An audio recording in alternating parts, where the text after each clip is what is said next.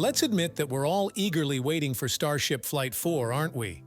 Even though Starship Flight 3 had its own pros and cons, still we all enjoyed whatever SpaceX prepared for us, but none of us were expecting to hear from SpaceX so soon about Flight 4, right? However, this time, the story is different.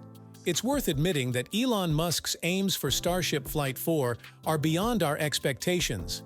And the latest good news is that the second static fire test is completed successfully. So it is time for us to buckle up for the next ride. But wait, what are the next steps from here? When can we expect the Starship Flight 4 to actually take off?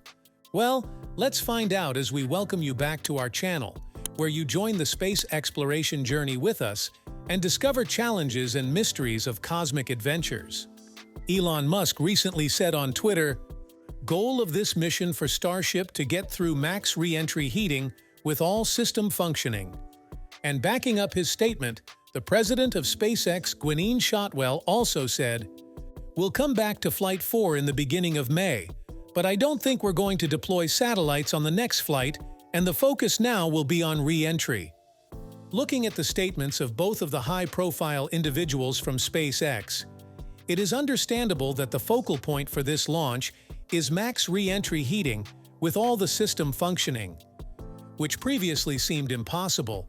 But as we are getting closer to the launch, the initial tests are showing promising results. Another special thing about this flight is that it's equipped with header tanks, as Elon Musk said. Static fire of a single Raptor engine using the header tanks on Flight 4 Starship. Normally, the fuel for tests is used from the main tank, but the focus is now shifted towards testing the header. In the last flight, SpaceX transferred the fuel from the header to the main tank when it was in orbit. Testing liquid hydrogen in the header tank is one of the main priorities of SpaceX now. However, if we talk about the S-29, the rumors are that after the static fire test, it may be rolled back to the production site as it may require some repairs. Still, if everything goes perfect, it might stay at the launch site, and booster B-11 would accompany it soon. B-11 is currently at the production site, Mega Bay 1. As of now, the progress of S-29 has been astonishing. It's one of the finest starships ever produced by SpaceX. Yet, wet dress rehearsals are still to be done. But the clock is ticking. SpaceX doesn't have a lot of time for these rehearsals, as the launch is scheduled for early May, which is just around the corner. The astonishing aim to launch Flight 4 in May just came out recently. But the way we are watching the progress, it's better to admit that SpaceX will fulfill its targets this time. The intense heat of re-entry and executing a controlled splash down in the ocean is a tough task on the board, but it's surely one of the important ones. The aim is to recover the Super Heavy booster intact on the subsequent flight by landing it on a virtual tower, which is in the Gulf of Mexico.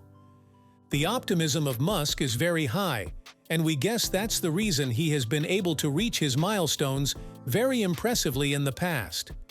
However, Musk is heavily relying on the strength and capability of Mechazilla, a pair of giant arms responsible for cradling the booster during landing. As much as the whole idea seems alluring, it is certainly dangerous as well, keeping in mind the debris that might scatter into the populated areas. Extensive research is being conducted to ensure the safety of the environment, as well as individuals in the nearby areas of the launch site, as well as the Gulf of Mexico. Well, you know what's more surprising? SpaceX is considering achieving 2 consecutive successful controlled splashdowns of Starship in the ocean. However, it's only to ensure that it's safe to land at the starbase as well, as the SpaceX's agenda for this year also includes increasing flight rates. It's also maximizing the production of Starship vehicles. We can expect almost 6 more vehicles this year, but the rate would escalate insanely in the coming years. That's the reason a giant factory is being built at the starbase, which will help in expanding the manufacturing processes. Well, manufacturing more spacecraft isn't the only plan. SpaceX is also planning to build a second launch tower, which certainly seems important if we take in consideration the number of spacecraft we will be expecting in the coming years. Musk has also improved the Raptor engines to get maximum thrust, utilizing as minimum fuel as possible, as the commitment to protecting the environment and ensuring sustainable operations is the need of the hour from SpaceX. Elon Musk is also aiming to reduce the launch cost to as less as $2 to $3 million per launch, which is significantly less than the traditional rocket launches we've seen in the past.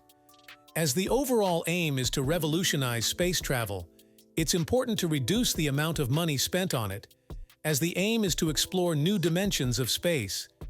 Making space more accessible is a dream that Elon Musk has been working towards for decades, but we can finally see the results with a number of flights scheduled this year.